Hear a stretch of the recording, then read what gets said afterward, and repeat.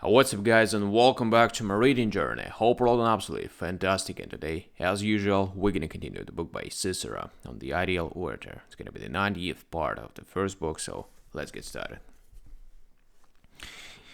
The orator, however, by means of his words, greatly exaggerates and intensifies the bitterness of all those things that people, in normal practice of everyday life, consider evil and distressing, and therefore to be avoided. In the same way, he uses his speech to amplify and embellish what are commonly regarded as things to be pursued and desirable.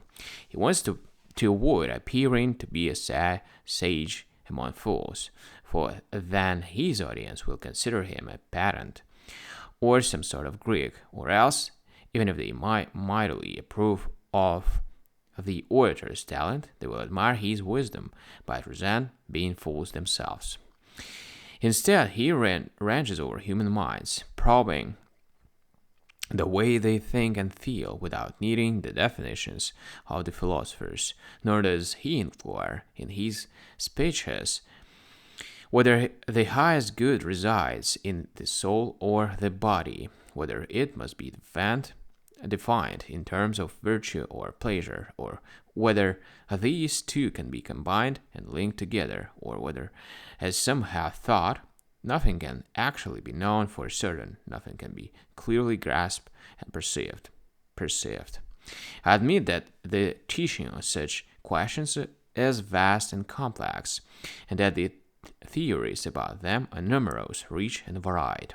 But Crassus, we're looking for something different, something entirely different. We need someone of sharp intellect, with a resourcefulness that comes from talent and experience, who, with keen scent, can track down the thoughts, the feelings, the opinions, and the hopes of his fellow citizens, and of those people whom he wants to persuade with his oratory. He must have his finger on the pulse of every class, every age group, every social rank, and get a taste of the feelings and thoughts of those before whom he is now, or in the future, going to plead some issue.